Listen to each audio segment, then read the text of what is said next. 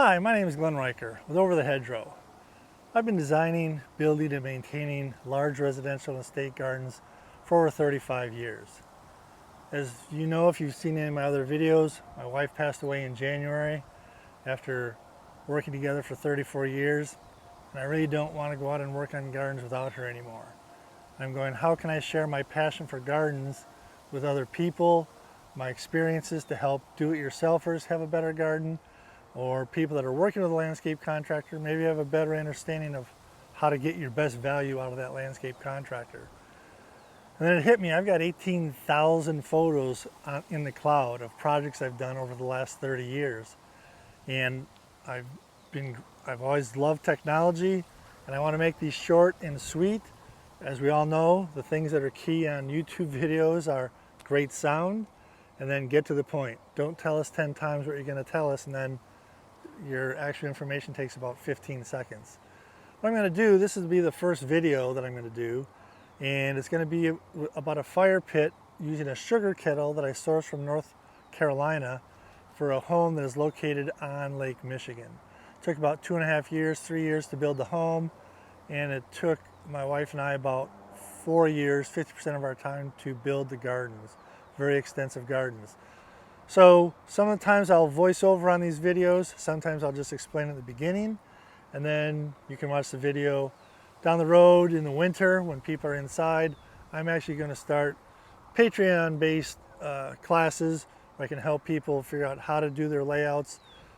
Don't make the mistakes that I've made over the last 40 years.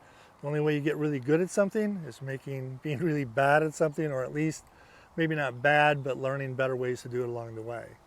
So I'm going to use my technology of wireless microphones, GoPros, iPhones, and try to share some of my expertise with you. As my mentor Gene of 35 years said to me, at least in these initial videos, what I'm about to share with you may be worth exactly what you're paying for it, which is nothing. And I thank Gene for being a great mentor. He has helped me in so many ways that I cannot explain ever in business and in just how to approach life. So without further ado, this first video, like I said, is a sugar kettle that we brought in from North Carolina, 7 feet in diameter, 3 feet deep, and at the time we have to get approval because it's within so many feet of the ordinary high water mark of Lake Michigan. And the thing that I'm excited about is a lot of these before and after videos, they have the before and then they have the after. Of course it's going to look better. If it looked worse, they'd really be in trouble. I always joke about that with my clients. And what I've got is I've got the before, the during, the right after, the 3 years after, the 5 years after, in some cases 12 years after, so that you know if the garden worked. Some of the biggest mistakes are usually overplanted, because a lot of garden designers work, well, most garden designers work on a percentage of cost of materials, so they'll put extra plants in, and then 3 years later you're swearing and ripping half the plants out and could have saved 50% of the cost of your project. Or maybe you don't know where to get a sugar kettle, or maybe you haven't thought the process through. One of the things that Gene taught me was lean management, how to do things the most efficiently with the best tools, either rent them or purchase them. And I plan to share that type of thing with you. Right now I'm sitting in a what's called a one-board chair in the middle of a hosta garden underneath a tree here in southeast Wisconsin. So these things might not apply to you if you live in Arizona, California, Florida, obviously. It's going to be the upper Midwest, maybe Pennsylvania, Ohio, Indiana. I just want to have fun with this. If there's nothing else that I've learned when my wife passed away, that life is short.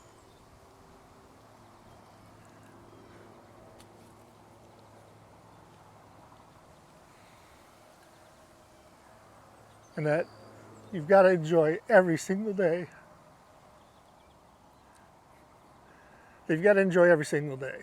So I love gardening, and if I'm not here in the garden, I am out sailing on Lake Michigan, beautiful Lake Michigan out of Sheboygan, or I'm out riding my bike. That's what I love to do.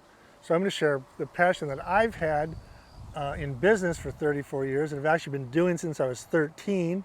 Obviously, it wasn't in business then, but I went to school, got my degree in landscape architecture, and let's have some fun with these gardens. I'll just put this video to music. I'll put some descriptions in the bottom to show you or describe what we did and how, and I hope you enjoy them. like and subscribe if you want to. And I think let's just go with that. Let's go right to the video right now. A lot of my clients felt so comfortable with us, we could start with a simple conceptual concept like this is the fire pit, a fire pit in the center, 25 feet in diameter, room for 10 chairs, buffered on the lake. This is the reality of what we inherited. This is what was constituted a fire pit on this property. Now, the idea was to create a fire pit along Lake Michigan, which was really low at this time. They had about 100-foot wide beach, which you'll see in the other pictures as it goes along. The water rose over a 2 or 3 year period, and the water is right up to the fire pit. Thanks to the seawall, it was still secure.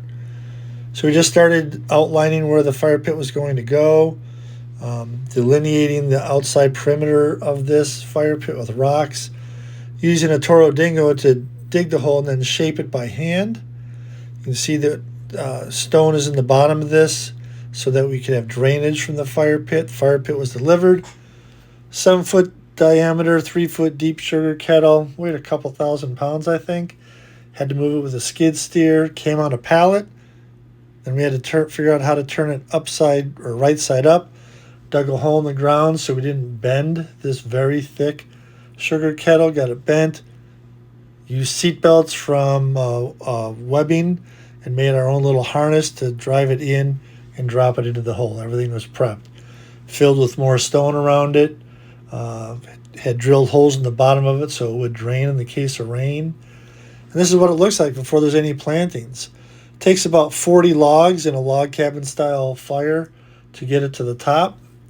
And we put weed barrier down. I hate weed barrier in planting beds. The only time I use it is between stone and soil because it keeps the stone from going in there.